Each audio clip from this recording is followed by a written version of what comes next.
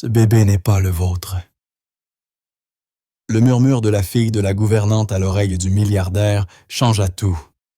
Il exigea un test ADN, et ce qu'il révéla le laissa complètement sans voix. Une journée parfaite, une famille parfaite. Lors du baptême de son nourrisson, Noah le milliardaire Arthur Harrison se tenait aux côtés de sa nouvelle compagne Brigitte. C'était un nouveau départ impeccable, presque trop lumineux pour être vrai. Mais alors que le prêtre commençait les rites, une fillette de 8 ans, la fille de la gouvernante, se glissa entre les rangées d'invités élégants. Elle s'approcha tout devant, tira la manche de la veste coûteuse du milliardaire et se hissa sur la pointe des pieds.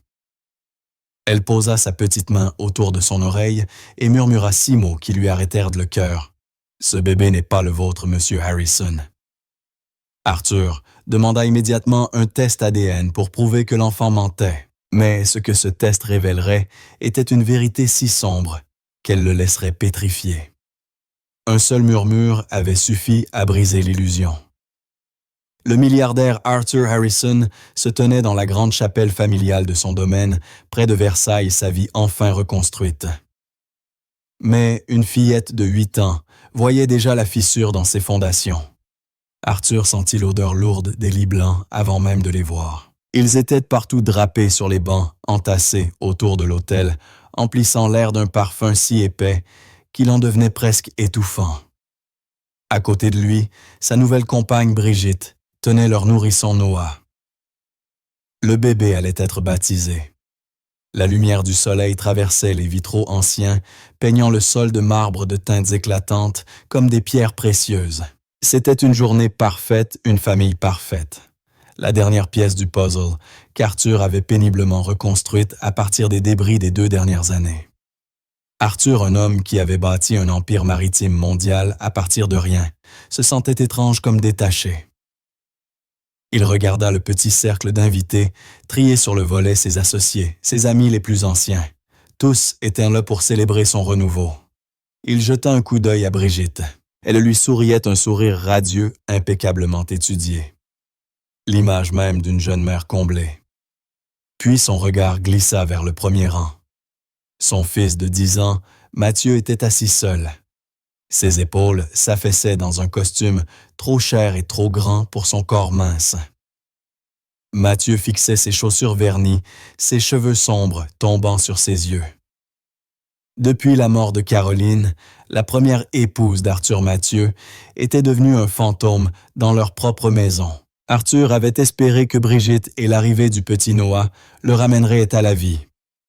Il avait espéré que cette nouvelle famille brillante recoudrait les morceaux brisés. Il s'était trompé. Au dernier rang, près des grandes portes en chêne sculptées, se tenait la gouvernante en chef Diane Millet. À ses côtés, sa fille Émilie.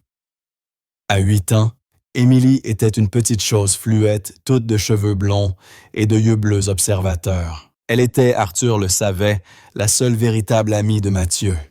Il les avait vus tant de fois depuis la fenêtre de son bureau, tous deux accroupis près du vieux chêne au fond du domaine. Mathieu, si silencieux et renfermé dans la maison, redevenait un enfant à ses côtés. Il gesticulait, riait et lançait des cailloux dans l'étang.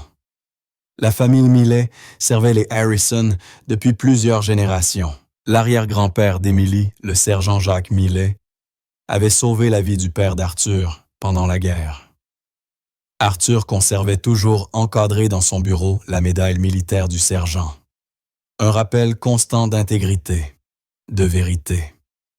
Le prêtre entama les rites savoie résonnant sous les voûtes.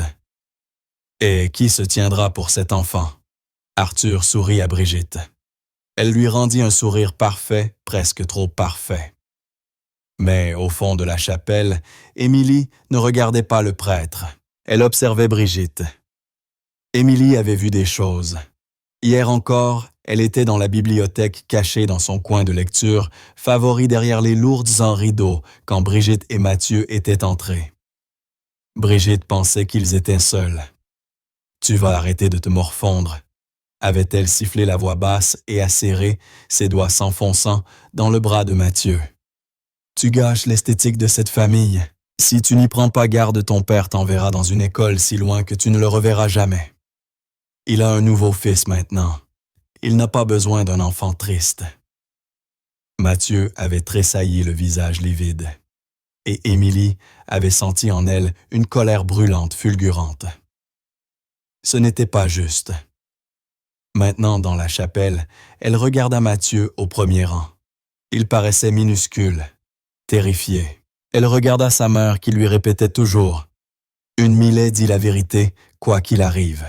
C'est dans notre sang. » Émilie prit sa décision. Alors que le prêtre levait la main pour bénir l'enfant, elle se glissa hors de la rangée. « Émilie revient », chuchota Diane, les yeux agrandis par la panique. Mais la fillette était rapide. Elle se faufila comme une ombre glissant entre les invités dans leurs costumes et robes de soie. Elle arriva tout devant, juste à côté de l'homme le plus puissant de la ville. Elle tira la manche de sa veste coûteuse. Arthur sursauta et baissa les yeux. « Émilie. Qu'y a-t-il, ma chérie? Pas maintenant. » Émilie se hissa de nouveau sur la pointe des pieds, entoura son oreille de sa petite main et murmura 6 mots qui lui glacèrent le sang. « Ce bébé n'est pas le vôtre, monsieur Harrison. » Le poison. Arthur Harrison se figea. La voix du prêtre devint un bourdonnement lointain. Le parfum des lys lui parut soudain écœurant. Il se redressa lentement. Il avait du mal à entendre. C'était une fantaisie d'enfant de 8 ans. Une blague étrange, cruelle. Il regarda Émilie. Elle ne riait pas. Son visage était pâle, ses yeux grands ouverts, d'un sérieux terrible implacable. Elle n'était pas une enfant qui jouait. Elle était une messagère. Au fond de la chapelle, il vit sa mère Diane se lever précipitamment. Sa main couvrait sa bouche, son expression figée dans l'horreur. « Arthur !» murmura Brigitte en le poussant légèrement du coude, son sourire se crispant. « Le prêtre vous attend. » Arthur cligna des yeux. Il posa sa main sur la tête du bébé comme demandé. Sa main semblait lourde, détachée de son corps. Il fit les gestes. Il sourit. Il tint Noah pour les photos. Mais le poison était là. La cérémonie prit fin. Les invités se déplacèrent vers les vastes jardins du domaine pour une réception somptueuse. Des serveurs portaient des pennes, des plateaux d'argent chargés de coupes de champagne et de délicates bouchées. Un quatuor à cordes jouait doucement près de la roseraie. Chaque « Il te ressemble tellement, Arthur » frappait comme un coup de marteau. Chaque « Il a le sourire de Brigitte » sonnait comme une question. Arthur traversait la foule comme un homme pris dans un rêve. Il acceptait les félicitations, son regard fouillant les jardins. Il les trouva, derrière un grand palmier en pot près de l'entrée de Cerce. De service, Diane tenait Émilie par le bras, sa voix basse et furieuse. « Qu'est-ce qui t'a pris? Dire une chose pareille à M. Harrison au baptême. Tu pourrais nous ruiner, Émilie. Je pourrais perdre mon travail. Nous pourrions perdre notre maison. » « Mais maman, c'est vrai, » protesta Émilie, la voix tremblante mais obstinée. « C'est une menteuse. Elle fait du mal à Mathieu. Ce qu'elle fait avec son beau-fils ne nous regarde pas. » Siffla Diane, la peur aiguisant ses mots. « Tu vas monter dans notre chambre et tu n'en sortiras pas. Et tu ne répéteras jamais cette histoire malveillante. Tu m'as comprise. Non. » Arthur sortit de derrière un pilier de marbre.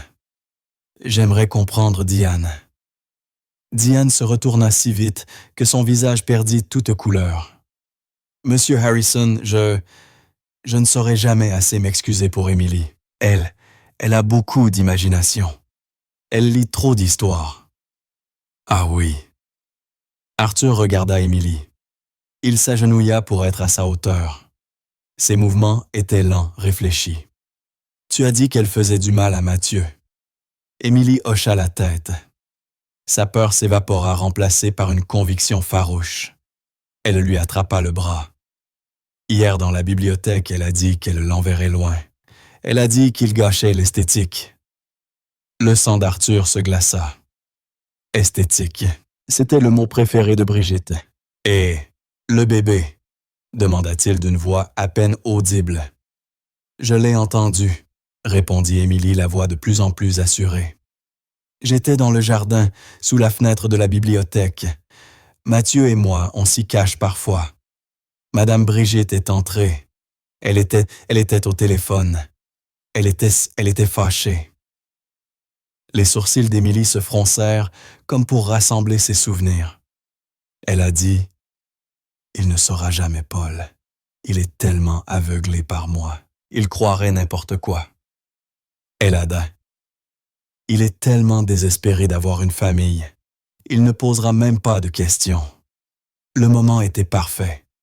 Monsieur Harrison pense que ce bébé est le sien. Émilie avala sa salive. Et puis elle a ri. Elle a dit « Il élèvera le fils d'un autre homme et paiera pour tout.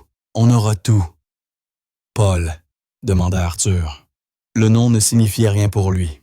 « Oui, dit Émilie. »« Paul. »« Arthur. » La voix de Brigitte, aiguë brillante, trancha l'air. « Ah, vous voilà. Votre associé, M. Henderson, s'en va. » Elle glissa sur la terrasse une flûte de champagne tenue à la perfection. Son sourire figé vacilla en voyant Diane. Puis le visage pâle et déterminé d'Émilie. Son sourire devint une fine ligne. « Qu'est-ce que c'est que ça ?» demanda-t-elle, le ton déjà changeant. « Diane, est-ce que vous importunez M. Harrison et toi ?» lança-t-elle à Émilie d'un ton venimeux. « Je t'ai dit que les enfants devaient rester invisibles aujourd'hui. » « Brigitte, » dit Arthur la voix plate. « Morte. » « Qui est Paul? » Brigitte lâcha un rire aigu nerveux. « Paul quoi? » « Ce prénom-là. »« Je ne sais pas, mon chéri. Des Paul, il y en a des dizaines. Pourquoi? Qu'as-tu dit à Mathieu hier dans la bibliothèque? » Les yeux de Brigitte tressaillirent. « Mathieu. »« Je lui ai dit d'être prête à l'heure. Il est tellement difficile, Arthur. Tu sais bien qu'il est en deuil. » Elle prononça en deuil comme s'il s'agissait d'une maladie. « Elle ment, » dit Émilie, la voix claire comme une cloche. Le beau visage de Brigitte se tordit en un masque de pure haine, pure haine. Elle fit un pas vers l'enfant. « Toi, espèce de petite vermine, petite fille de domestique, comment oses-tu éloigne-toi d'elle? » ordonna Arthur. Brigitte s'arrêta net. Elle n'avait jamais entendu ce ton-là chez lui. Ce n'était pas la voix du veuf doux et brisé qu'elle avait si habilement manipulé. C'était la voix de l'homme qui avait bâti un empire. « Toi, » cracha-t-elle en direction d'Émilie, « tu vas croire cette petite une domestique plutôt que moi, la mère de ton enfant. »« Est-ce le cas? » demanda Arthur. « Est-il mon enfant? »« Oui, oui, bien sûr que oui. Comment oses-tu me demander ça après tout ce que j'ai fait pour te donner cette famille? »« Très bien, » dit Arthur. Il sortit son téléphone. « Alors, un test ADN ne te dérangera pas. » Le mot resta suspendu dans l'air, faisant taire le quatuor à cordes. « Un test, » balbutia-t-elle. « Tu plaisantes. » « Non, un test, un simple prélèvement pour clarifier les choses. Pour prouver que cette fillette ment et que je suis ridicule. » Brigitte le regarda comme un animal acculé. Ses yeux allèrent d'Arthur à Diane, puis à la petite fille au visage de pierre qui venait de réduire son monde en poussière. « Je ne vais pas, » murmura-t-elle, la voix venimeuse, « me faire humilier par du personnel.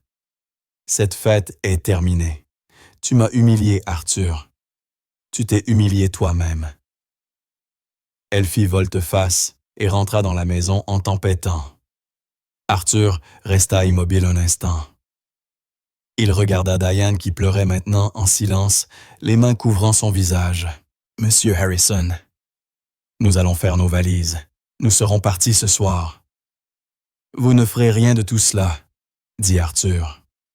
Il s'agenouilla devant Émilie. Il posa ses grandes mains sur les petites épaules de l'enfant. « Tu as été très courageuse, » dit-il. « Ton arrière-grand-père serait fier de toi. Maintenant, je veux que tu restes avec ta mère. Verrouillez votre porte. Ne parlez à personne d'autre que moi. Compris. Oui, monsieur, répondit Émilie. Arthur se releva. Il aperçut son ami de toujours et avocat David Valence près de la fontaine à Champagne. « David, dit Arthur. « Journée difficile au bureau, répondit David, les yeux à la fois gentils et perspicaces. Il avait été l'ami de Caroline lui aussi. Il n'avait jamais beaucoup apprécié Brigitte. La fête est terminée. Fais-les partir. Dis-leur que Noah a une fièvre soudaine. Ou que Brigitte est épuisée. Je m'en fiche. Fais sortir tout le monde. Maintenant. David vit le regard d'Arthur et ne discuta pas. C'est fait. En moins de 20 minutes, la musique s'arrêta. Les invités disparurent. La maison devint silencieuse, étrangement silencieuse. Arthur marcha dans le grand hall. Le sol en marbre poli résonnait sous ses pas. L'odeur de lys l'enveloppait trop sucrée, presque étouffante. Il trouva Mathieu assis, au bas du grand escalier encore vêtu de son costume lourd. « Mathieu, » dit Arthur. Mathieu leva les yeux. Ils étaient rouges. « C'est vrai, papa. » Ce qu'Émilie a dit. Quoi qu'est-ce qu'elle t'a dit? Elle m'a dit qu'elle allait te le dire. À propos du bébé. Et de Paul. Le sang d'Arthur se glaça. Tu savais pour Paul. Je les ai vus, murmura Mathieu, de nouvelles larmes montant dans ses yeux. Dans l'allée du domaine, le mois dernier quand tu étais en déplacement à Genève, il avait une voiture de sport rouge brillante. Il criait après elle. Il a dit « Tu deviens trop gourmande, Brigitte. Reste sur le plan. » Et elle a crié. Le plan ne fonctionne que s'il est totalement dans la confidence. Les genoux d'Arthur se dérobèrent presque. Elle m'a vu depuis la fenêtre, continua Mathieu, la voix brisée. Elle est venue dans ma chambre. Elle m'a dit que si je parlais, elle te ferait m'envoyer loin et que tu la croirais parce qu'elle t'a donné un bébé et que moi, je ne t'ai donné que de la tristesse. Arthur tomba à genoux sur le marbre froid. Il serra son fils dans un élan si fort que cela en devenait presque douloureux. Il enfouit son visage dans les cheveux de Mathieu. « Je suis tellement désolé, Mathieu, tellement désolé. Je t'ai laissé tomber. Je n'ai rien vu. Je ne t'ai pas protégé. C'est bon, papa, » sanglota Mathieu en s'agrippant à lui. « Émilie, elle m'a dit qu'elle arrangerait tout.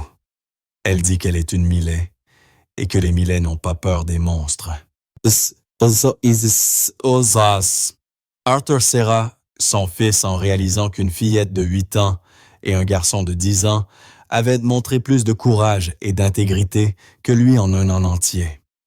Il avait été tellement désespéré de combler le vide laissé par Caroline qu'il avait laissé entrer un monstre dans leur maison. « J'appelle le médecin Mathieu, » dit Arthur, la voix redevenue acier. « Et nous allons régler ça ce soir. » Arthur resta assis avec son fils sur les marches froides. Le grand hall était sombre, éclairé seulement par une lampe dans l'entrée. La maison semblait immense, creuse, comme un musée vide. L'odeur entêtante des lits restants de la fête flottait encore, rappel cruel de la farce de la journée. « Mathieu, » dit Arthur d'une voix rauque, « va dans ta chambre, verrouille la porte. Je viendrai te chercher quand ce sera sûr. »« Je veux rester avec toi, » dit Mathieu en agrippant la manche de son père. « Je sais, mais j'ai besoin que tu sois en sécurité. Je ne peux pas réfléchir tant que je ne sais pas que tu l'es. » Arthur regarda son fils dans les yeux. « Je ne la laisserai plus jamais te faire du mal. C'est fini ce soir. » Mathieu vit le changement en lui. L'homme vague et triste qui errait dans la maison depuis 2 ans avait disparu. Celui qui se tenait devant lui, maintenant, était celui qui négociait des contrats à milliards, celui dont un simple nom pouvait détruire une carrière. Mathieu hocha la tête. « D'accord, papa. » Il courut dans les escaliers.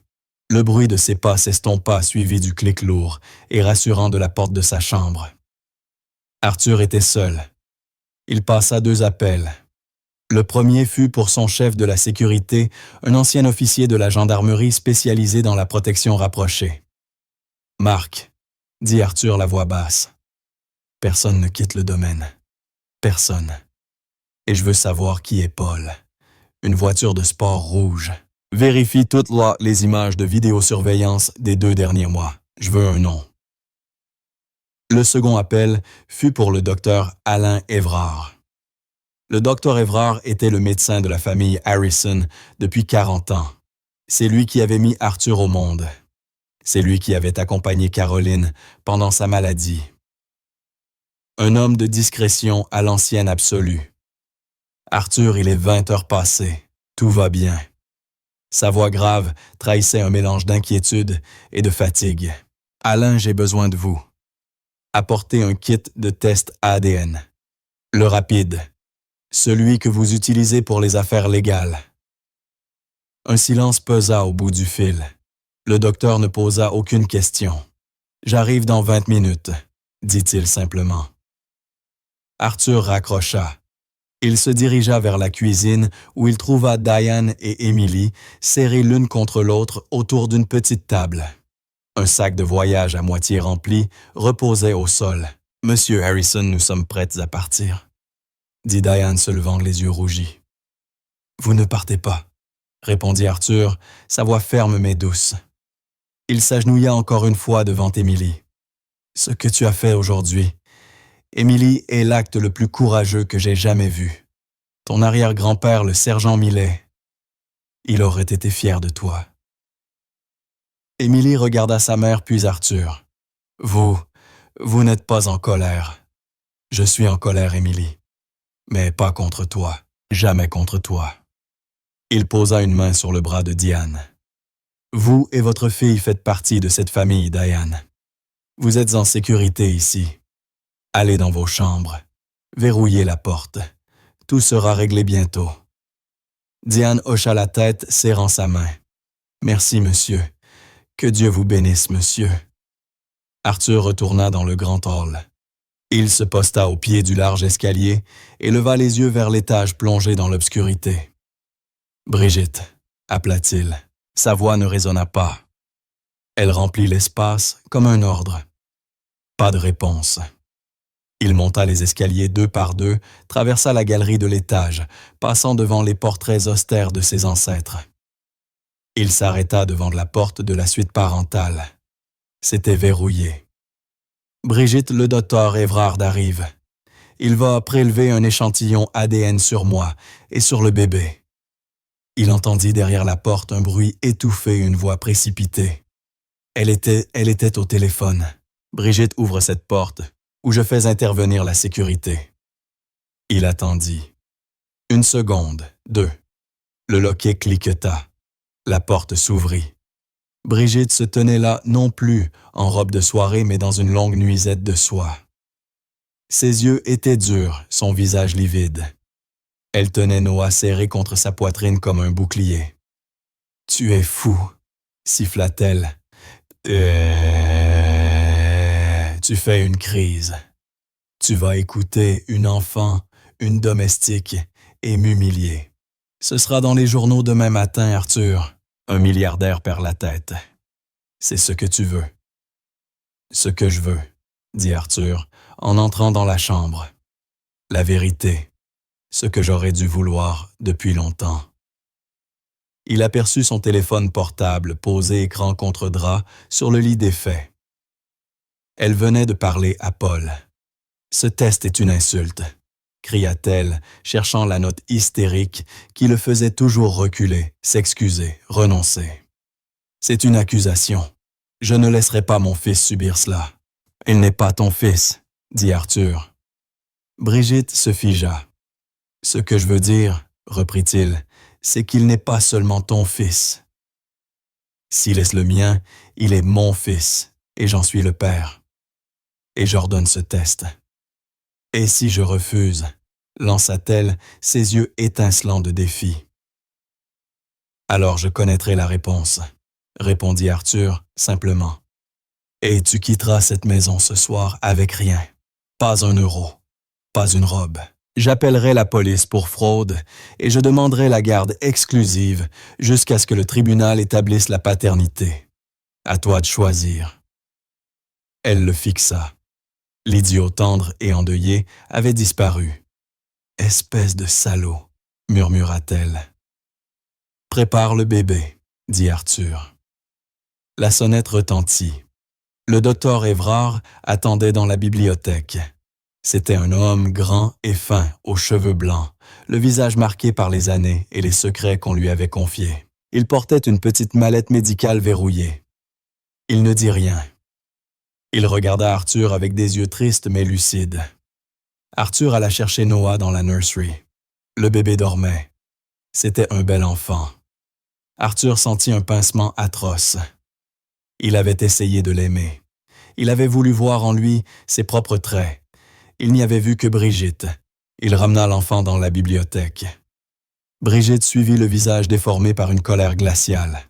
Le docteur Évrard ouvrit son kit. « Ce n'est qu'un prélèvement buccal, » dit-il calmement, contrepoint doux à l'électricité de la pièce. « Cela ne fera pas mal à l'enfant. » Arthur avoue. Le docteur Évrard prit l'échantillon d'Arthur, le plaça dans un sachet et l'étiqueta. « Maintenant l'enfant, » dit-il. Il réveilla doucement Noah qui gémit. Le médecin prit l'échantillon, le scella, l'étiqueta. « À vous, Brigitte. »« Pourquoi moi ?» cracha-t-elle. « Nous savons bien que je suis la mère. »« Pour un panel complet, ma chère, » répondit le docteur Évrard d'une voix douce, mais dont les yeux restaient acérés. « Pour tout comparer. Cela rend les résultats incontestables. » Brigitte s'assit. Elle lança un regard noir à Arthur pendant que le médecin prélevait l'échantillon. « C'en est fini, » dit-elle à Arthur. « Tu le sais, n'est-ce pas? Peu importe ce que ce test dira. Toi et moi, c'est fini. Tu nous as détruits. »« Non, » répondit Arthur, les yeux fixés sur les petits sachets scellés posés sur le bureau. « Tu l'as fait. » Le docteur Évrard referma sa mallette. « Je m'en occupe moi-même au laboratoire. Mon laboratoire. Personne d'autre n'y touchera. Vous aurez votre réponse avant le lever du soleil. » « Merci, Alain, » dit Arthur. Le médecin s'arrêta sur le seuil de la bibliothèque. Il regarda Brigitte qui fulminait en fixant son téléphone, puis Arthur. « Caroline, elle aurait été fière de toi ce soir, Arthur. Tu t'es enfin réveillé. » Puis il partit. Arthur s'assit dans son bureau. La citation militaire, encadrée du sergent Jacques Millet, l'arrière-grand-père d'Émilie, reposait devant lui. Arthur la contempla. Un homme qui avait couru sous les balles pour sauver son ami. Un homme d'honneur. La maison était silencieuse. Trop silencieuse. Brigitte était dans sa chambre avec Marc, son chef de la sécurité posté devant la porte. Elle ne devait pas sortir. Pas encore. Mathieu dormait. Diane et Émilie étaient en sécurité. Arthur attendait. Il regardait l'horloge sur son bureau. 3 heures du matin. 4 heures du matin. Il repensa aux 2 dernières années. Le deuil de Caroline avait été un brouillard. Il avait été si seul, si désespéré d'offrir à Mathieu une nouvelle mère, une famille complète. Il avait rencontré Brigitte lors d'un gala caritatif. Elle était belle, vibrante, semblait si simple. Elle n'était pas de son monde. Elle travaillait pour lever des fonds dans un musée d'art. Elle paraissait gentille. Il le voyait clairement maintenant. C'était un mensonge. Une performance soigneusement orchestrée. Elle avait vu un homme riche et brisé, et elle avait pris son rôle. Le téléphone d'Arthur vibra. C'était le docteur Évrard. La main d'Arthur trembla en décrochant. « Alain. »« Arthur, » répondit le docteur, la voix lourde, épuisée. « J'ai fait le test, puis je l'ai refait. Il n'y a aucun doute. » Arthur ferma les yeux. « Dites-moi désir pour le bébé. »« Noah, c'est un petit garçon en bonne santé. Aucun problème génétique. »« Alain, dites-moi. » La paternité est un match à 0%. Arthur, il n'y a aucune possibilité biologique que vous soyez son père. Arthur laissa échapper un souffle qu'il ne savait même pas retenir. Une sensation étrange creuse. Ni du soulagement, ni de la colère. Juste la confirmation froide et dure qu'Émilie avait raison. « Merci, Alain, » dit Arthur. « Il y a autre chose, » ajouta le médecin hésitant. « Quelque chose de très étrange. »« Quoi ?»« Le test pour Brigitte. Celui que j'ai insisté pour faire. »« Et alors ?» demanda Arthur, rouvrant les yeux. « Arthur. » Un silence. Puis, elle n'est pas sa mère non plus. Arthur agrippa le bord de son bureau en acajou. Le bois massif lui parut soudain friable comme du sable. « Qu'avez-vous dit, Alain? »« Elle n'est pas la mère, » répéta le médecin, la voix ferme. Le test de maternité est aussi concluant que celui de la paternité. Match à 0%. Cet enfant n'a aucun lien avec vous, ni avec elle. Arthur. Où cette femme a-t-elle trouvé cet enfant? La question plana dans le bureau opulent plus froide. Que n'importe quel fantôme. Ce n'était pas une simple infidélité. Ce n'était pas un mensonge pour piéger un homme riche.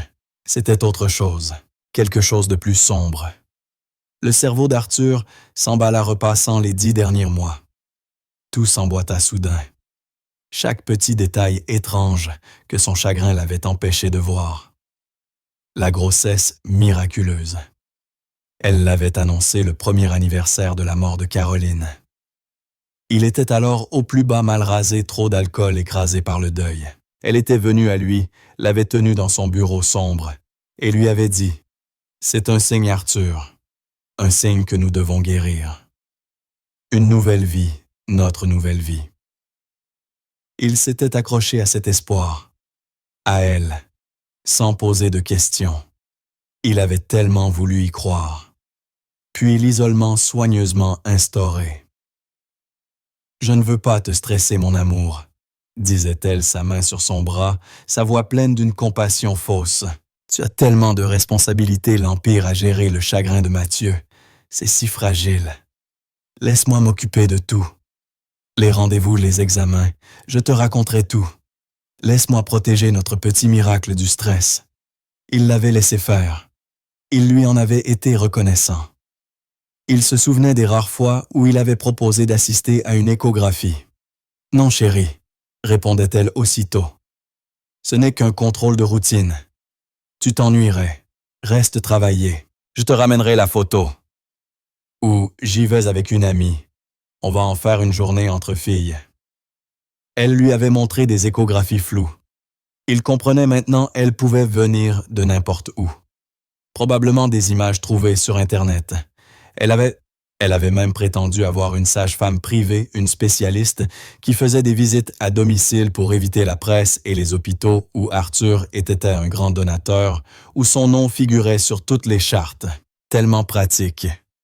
La fausse couche. Elle avait forcément perdu le bébé de Paul des mois auparavant. Mais elle vivait déjà dans le domaine. Elle ne pouvait pas renoncer au mensonge. Elle avait dû le cacher. Il se souvenait d'une semaine, vers son 5e mois, où elle avait prétendu être malade et restait enfermée dans ses chambres. Elle récupérait. Elle disait, la vérité, elle devait forcément dissimuler. Les traces physiques de la perte. Après cela, elle n'avait porté que des vêtements amples flottants. Elle se plaignait de nausées persistantes de peau trop sensible, pour qu'il la touche s'isolant encore davantage. Puis vint l'accouchement. Il avait été soudain en pleine nuit. Elle l'avait appelé depuis son portable, la voix haletante, affolée. « J'ai des douleurs aiguës. La sage-femme dit qu'il faut se rendre immédiatement dans une clinique privée discrète de l'autre côté de la ville. Ça va trop vite, Arthur. Je suis déjà en voiture. Rejoins-moi là-bas. » Quand Arthur avait traversé Paris, à 3 heures du matin, elle était déjà installée dans une chambre immaculée, parfaitement maquillée. Elle tenait dans ses bras un bébé calme, silencieux, emmailloté avec soin. Il est là, avait-elle sangloté. Notre petit garçon parfait. Un bébé qu'elle avait acheté, puis l'acte de naissance. Elle le lui avait présenté une semaine plus tard. Cachets officiels, signature, tout semblait en règle. C'était faux. Un accessoire. Comme l'enfant. Arthur, soyez prudent.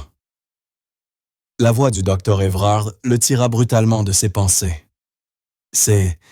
C'est une affaire criminelle. Merci, Alain, murmura Arthur d'une voix rauque. Envoyez-moi le rapport, crypté, et ne parlez de cela à personne. La communication fut coupée. Arthur resta immobile regardant son téléphone. Il s'était préparé à la trahison. Il ne s'était pas préparé à ça. Il pensa au bébé. Noah, un petit garçon sans nom réel, sans parents, utilisé, comme un pion dans un jeu monstrueux. Une fureur froide, dure plus pure que tout ce qu'il avait ressenti depuis des années, s'abattit sur lui. Son autre ligne bipa. C'était Mark. « Parlez, » dit Arthur. « Nous l'avons, Monsieur Harrison, » répondit Mark, voix professionnelle. La voiture de sport rouge était facile à tracer. Elle appartient à un certain Paul Cranler, ancien avocat, radié du barreau il y a 2 ans pour fraude et subornation de jurés. Nous avons vérifié ses associés connus. Et, demanda Arthur, son associé principal, monsieur, c'est Brigitte. Ils montent des petites arnaques depuis des années. Fraude à l'assurance, faux objets d'art, rien d'aussi gros que ça. Mais il y a plus. Cranler est sur une liste de surveillance nationale depuis 6 mois. Arthur se redressa d'un coup. Pourquoi? Soupçon d'implication dans un réseau d'adoption illégal. Ils sont rapides. Ils ciblent des personnes riches désespérées. Des gens qui ne peuvent pas passer les contrôles d'une vraie procédure d'adoption. Ou dans votre cas, des gens qui croient que l'enfant est le leur. Arthur sentit un frisson glacial. Il attendait son appel, réalisa-t-il. Mark confirma. Il semble bien que oui, monsieur. Mes hommes sont autour du domaine. Il ne peut pas entrer et elle ne peut pas sortir. Vos ordres. Qu'il reste hors de ma propriété. N'intervenez pas tant qu'il n'essaie pas d'entrer de force. Je veux qu'il reste dehors sans comprendre ce qui s'est passé. Je le veux nerveux. Bien, monsieur. Marc, envoyez un de vos hommes discret costume simple dans le grand hall. Je veux qu'il se tienne au pied de l'escalier. Brigitte ne doit pas quitter la maison, mais elle n'est plus confinée dans sa chambre. Je veux qu'elle le voie. Bien reçu, monsieur. Arthur se leva. Il quitta son bureau, le rapport crypté du docteur Evrard, toujours sur son téléphone. Il traversa le vaste hall où ses pas résonnaient faiblement. Il aperçut l'homme de marque grand, impassible, se placer sans un bruit près de la porte d'entrée. Arthur monta les escaliers. Il se sentait étrangement calme. Le brouillard du deuil avait disparu brûlé par l'acide de la vérité. Il ne frappa pas. Il entra. Brigitte se tenait près de la fenêtre, téléphone en main, fixant l'obscurité. Elle portait maintenant un jean coûteux, un pull de cachemire, et à ses pieds se trouvait un sac de voyage de créateur déjà prêt. Elle allait fuir. Elle se retourna brusquement, le visage figé dans une fureur froide. « Mon téléphone n'a plus de réseau. »« Qu'est-ce que tu as fait? Tu n'as pas le droit de me retenir ici. »« C'est un enlèvement. C'est un brouilleur de signal. » répondit Arthur calmement. « Sécurité standard. »« Je ne peux pas te laisser appeler ton complice. »« Je n'ai aucun complice, hurla-t-elle. Paul, ce sont les mensonges d'une gamine stupide. »« Il s'appelle Paul Cranler, » dit Arthur. Le visage de Brigitte devint blanc comme la craie. « Un avocat radié, » continua Arthur, avançant lentement vers elle, comme vers un animal acculé. Spécialisé dans les escroqueries, actuellement sur une liste nationale pour suspicion d'adoptions illégales. J'ai... balbutia-t-elle, reculant jusqu'à heurter le mur. Le spectacle est terminé, Brigitte, dit Arthur d'une voix coupante. Le docteur Évrard t'a démasqué. Alors tu sais, cracha-t-elle soudain, la peur se muant en venin. Félicitations, Arthur. Tu es stérile. Ta précieuse Caroline a été malade si longtemps, et toi, tellement faible. Tu n'es même pas assez homme pour avoir un enfant. Arthur ne broncha pas. Il n'est pas mon fils, c'est vrai. J'ai le rapport. Arthur leva son téléphone. Mais ensuite, j'ai regardé le reste du test. Le reste? Demanda Brigitte, plissant les yeux confuses. Mon test. Le test du bébé. Et ton test, Brigitte. Il vit la panique furtive dans ses yeux, la seule variable qu'elle n'avait pas anticipée. C'est une erreur. Le test se trompe, murmura-t-elle. Non, répondit Arthur. Il est fiable à 100%. Il n'est pas mon fils. Et Brigitte, il n'est pas ton fils non plus. Les jambes de Brigitte cédèrent. Elle glissa contre le mur, s'écrasant sur la moquette épaisse.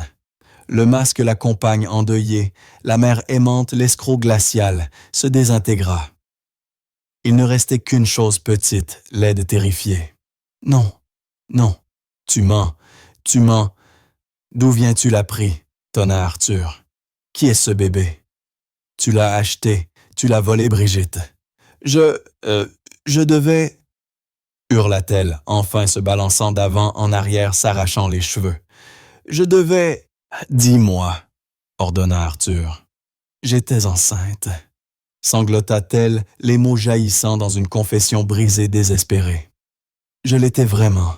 De Paul, on allait le faire passer son enfant pour le tien.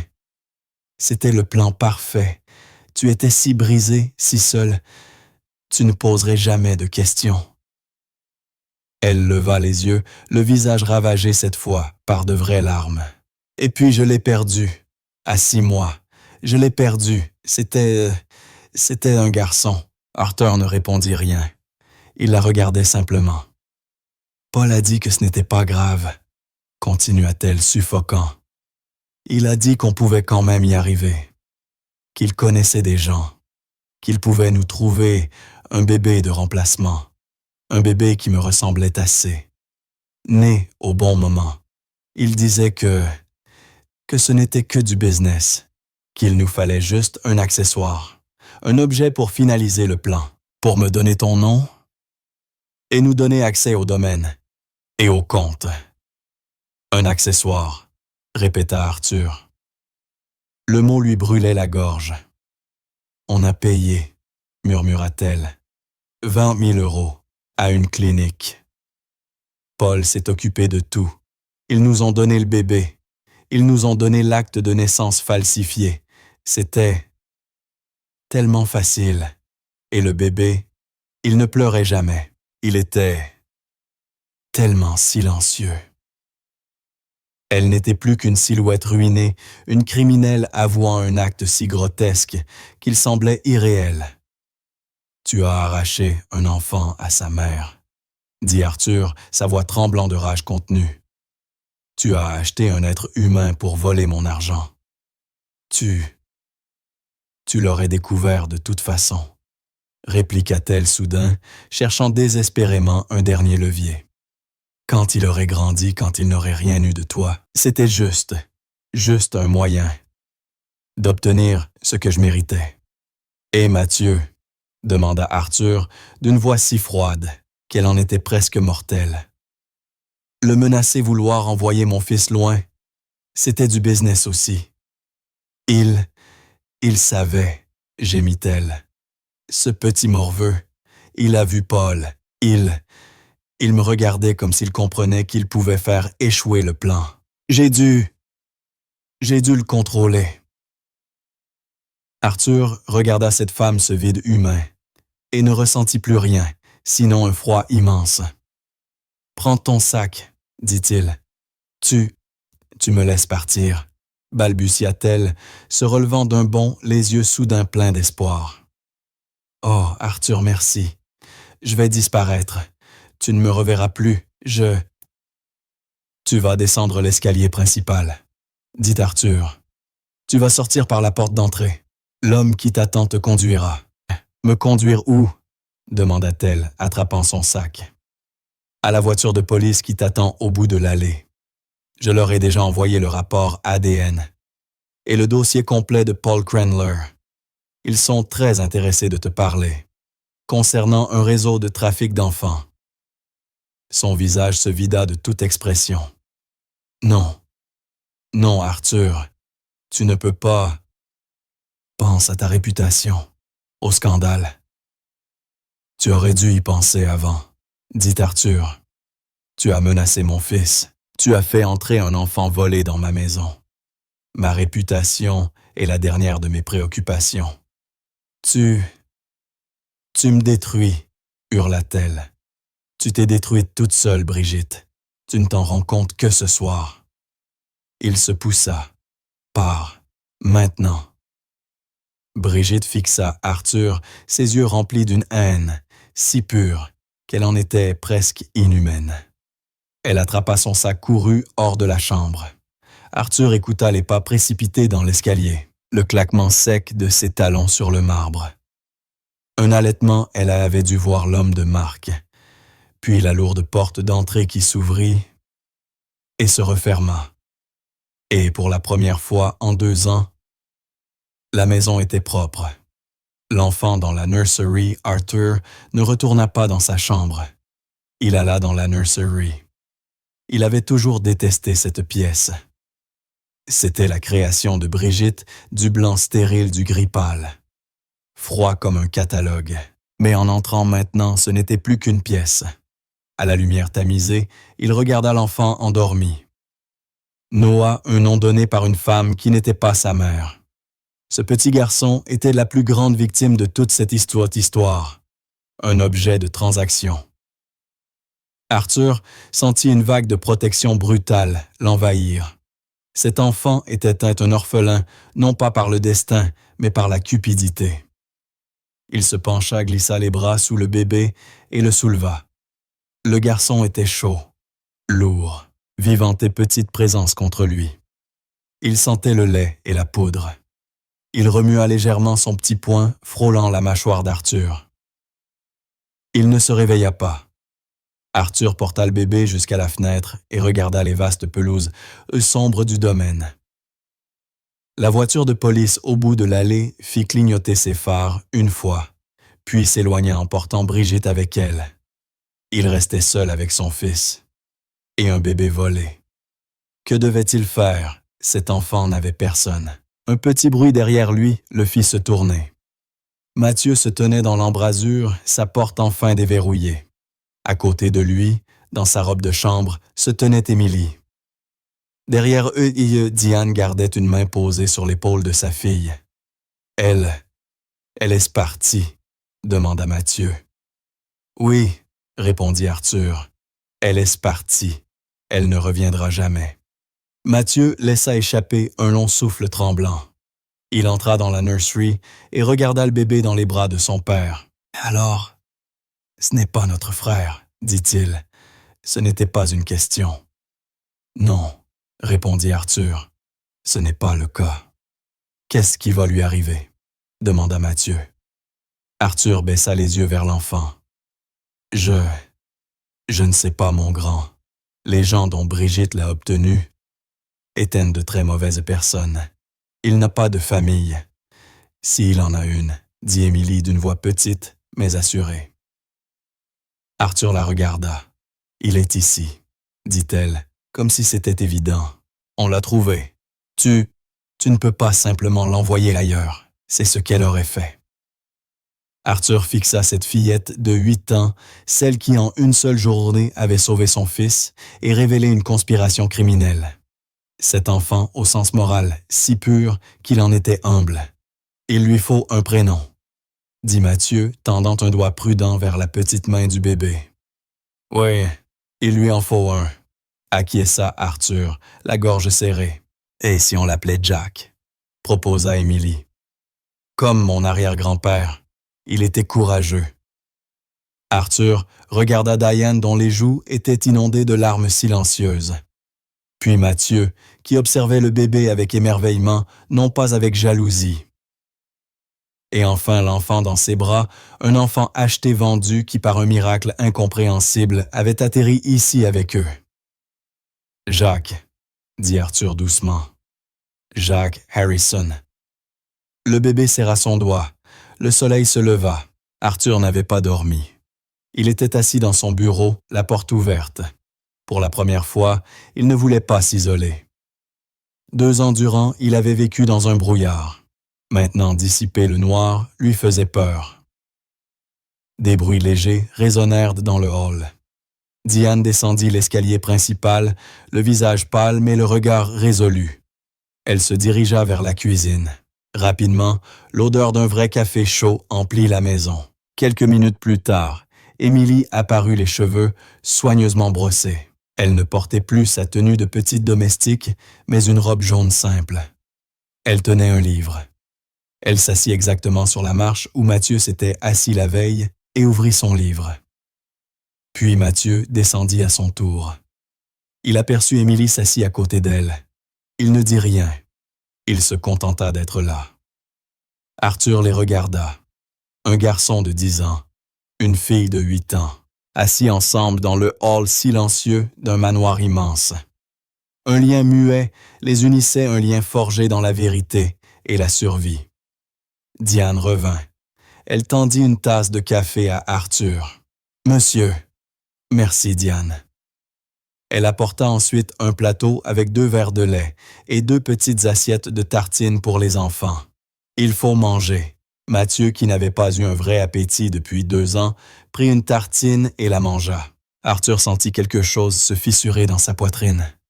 Ceci, c'était une famille. Pas celle qu'il avait essayé de construire, mais celle qui avait toujours été là, attendant qu'il ouvre enfin les yeux. Il tenait le bébé chaud dans ses bras. Jacques. L'enfant était réveillé.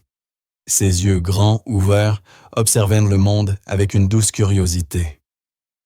Le téléphone d'Arthur, désormais reconnecté, sonna. C'était Marc. « Monsieur, » dit-il d'une voix sombre. « On a retrouvé la voiture de Cranler. Abandonné sur un chemin de service à 8 km du domaine. Il a disparu. Il devait avoir un second véhicule, ou quelqu'un est venu le récupérer. » Le fragile apaisement d'Arthur se brisa. L'homme qui achetait et revendait des enfants était toujours en liberté. « La police ?» demanda Arthur. « Ils examinent ces transactions. Et avec Brigitte en garde à vue, son témoignage aide beaucoup. Elle balance tout pour sauver sa peau. Mais Cranler est le cerveau. Il est malin. Et il a plongé profondément. Trouve-le, Marc. Peu importe le prix. Je veux que cet enfant soit en sécurité. Je veux que chaque enfant qu'il a pu toucher soit en sécurité. Oui, monsieur, mais il y a un autre problème. Lequel? Le bébé, dit Marc. Brigitte n'a aucun droit sur lui. Et vous n'avez aucun droit légal non plus, monsieur. L'État va devoir le prendre en charge. Il sera placé dans le système. Arthur baissa les yeux vers l'enfant dans ses bras. Après tout cela, après l'avoir sauvé d'un monstre, il allait le remettre à un système froid impersonnel. Non, dit Arthur. Monsieur, nous n'avons pas le choix. Son acte de naissance est un faux. Légalement, il n'existe pas. C'est un fantôme. Alors nous découvrirons qui il est, répondit Arthur, une résolution nouvelle, durcissant sa voix. Ce n'est pas un accessoire, Marc. C'est un être humain, humain. Ses parents, sa mère. Quelque part, quelqu'un le cherche peut-être. Il raccrocha. Il regarda Diane, qui avait entendu. Son visage n'était qu'un masque de chagrin. Qu'allez-vous faire, monsieur Harrison? Je vais retrouver sa famille, dit Arthur. C'est la seule chose juste à faire. Il regarda Mathieu et Émilie, qui avaient cessé leur petit déjeuner silencieux pour l'écouter. Je vais utiliser toutes les ressources dont je dispose. Je vais engager tous les enquêteurs possibles. Nous retrouverons la clinique, l'infirmière. Nous retrouverons la mère de cet enfant.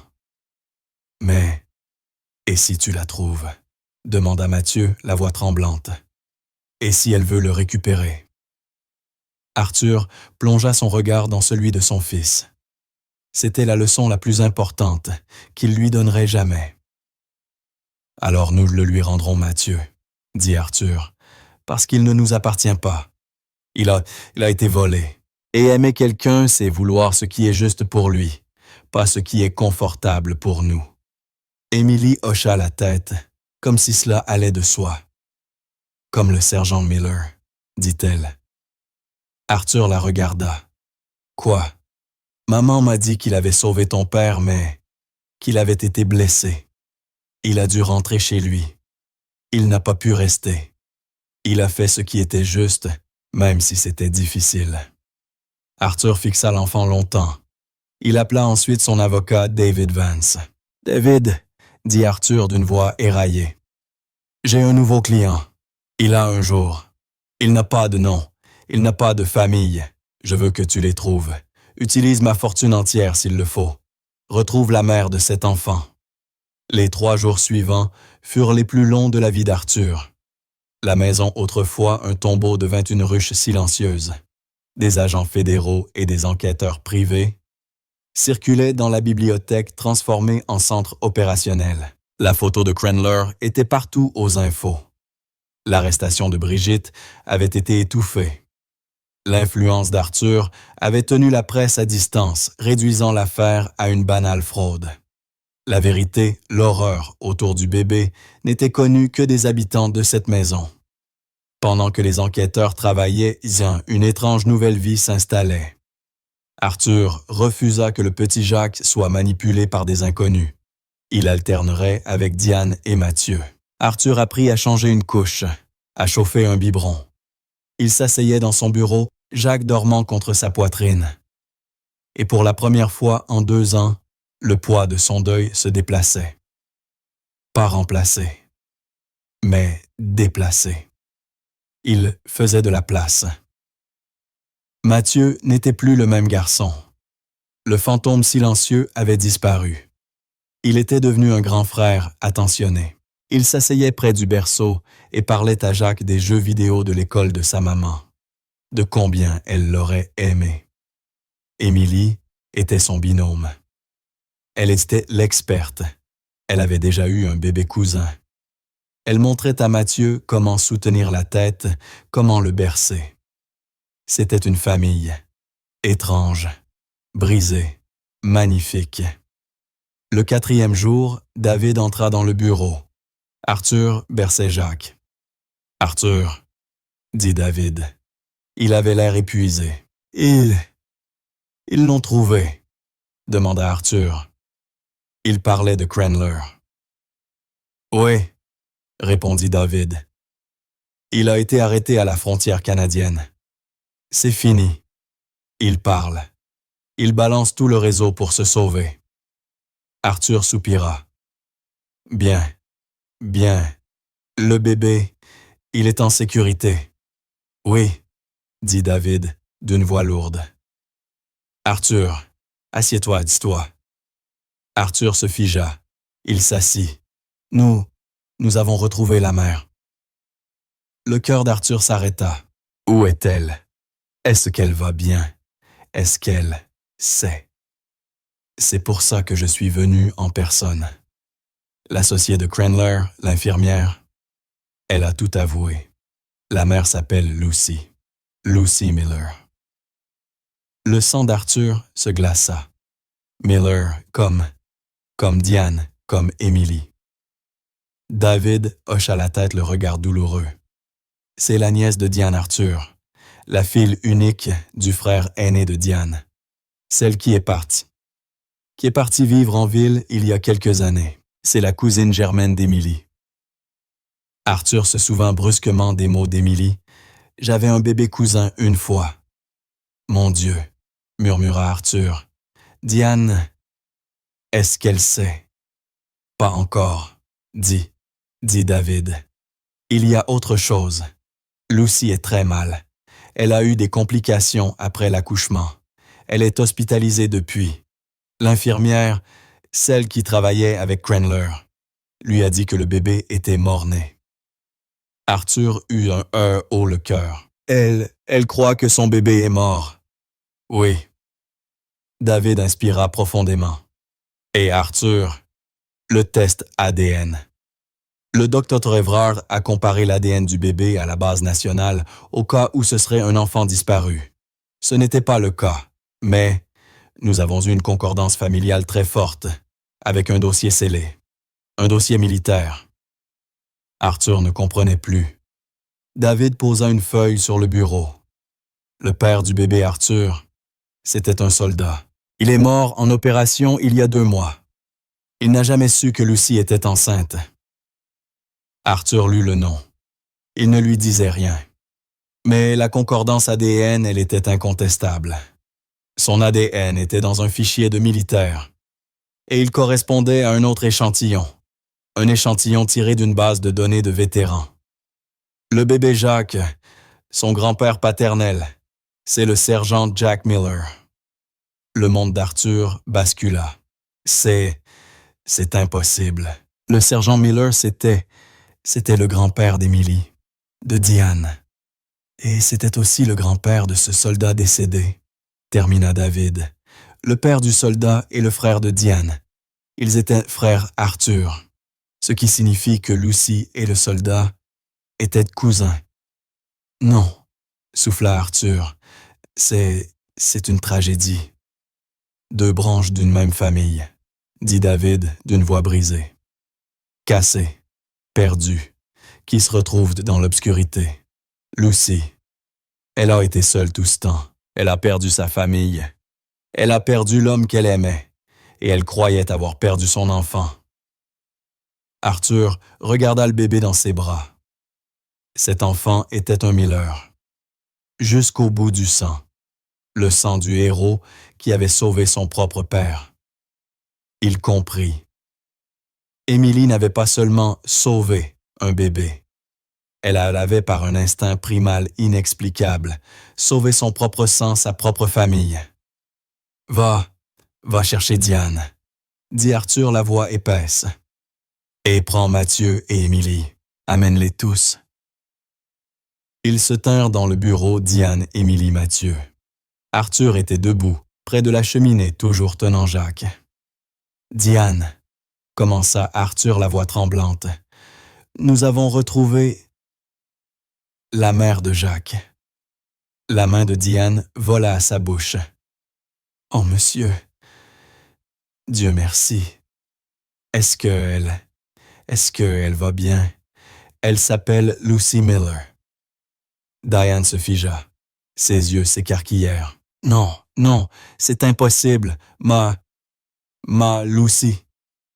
La fille de mon frère, notre Lucy. » « Oui, » dit Arthur doucement. « Elle est à l'hôpital. Elle a été très malade, Diane.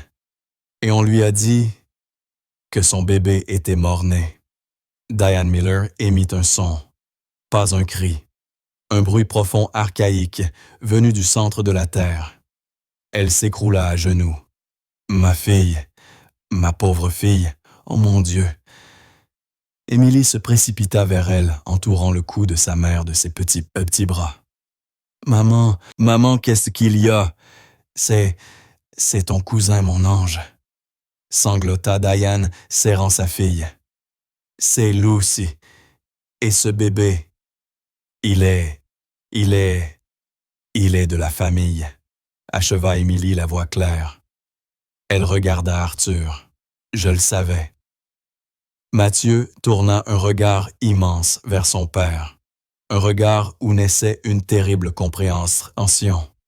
Nous devons le rendre pas vrai. Arthur hocha la tête. Oui, mon fils, nous devons. Le trajet vers l'hôpital fut silencieux. Arthur conduisait. Diane était à l'avant, les mains si serrées que ses jointures étaient blanches. À l'arrière, Mathieu et Émilie encadraient le siège auto-neuf où dormait Jacques. Ils traversèrent les couloirs froids et stériles. Une agente fédérale, une femme au regard doux, les accueillit. « Elle est faible, » dit l'agente. « Mais c'est une battante. Elle est prête. Allez-y. » La chambre était sombre. Sur le lit, une jeune femme pâle, amaigrie, aux cheveux blonds, semblables à ceux d'Émilie, reposait contre des oreillers. Elle leva les yeux. Son regard croisa celui de Diane. « Tante, tante dit, » murmura Lucy. « Oh, ma chérie, » sanglota Diane, se précipitant pour saisir sa main. « Ma douce fille, on ne savait pas. On était si inquiète. Je suis désolée, Tata, » pleura Lucy. « J'ai perdu mon bébé. » « Non, » chuchota Diane, sa voix étranglée. « Non, ma chérie, tu ne l'as pas perdu. » Arthur sortit de l'ombre de la porte. Il tenait Jacques. Les yeux de Lucy éteints par le chagrin et les médicaments s'écarquillèrent. Elle regarda Arthur, puis le petit corps dans ses bras. « On m'a dit qu'il était parti, » souffla-t-elle. « Ils ont menti, » dit Arthur, la gorge nouée. « Il va très bien. C'est un battant, comme votre famille. » Il s'avança. Les bras et frêles de Lucy se tendirent hésitants, tremblants. Alors, Arthur Harrison, milliardaire homme brisé, puis relevé, déposa doucement l'enfant dans les bras de sa mère. Lucy serra le bébé contre elle. Elle émit un sanglot, un cri de soulagement si profond, si viscéral qu'il fit vibrer toute la pièce.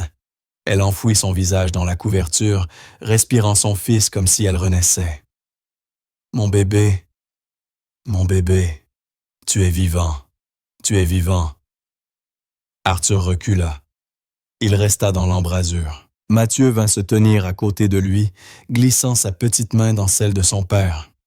Émilie s'approcha du lit, posant sa main sur le dos de sa mère, qui elle-même soutenait sa nièce et son nouveau-né. Arthur les observa.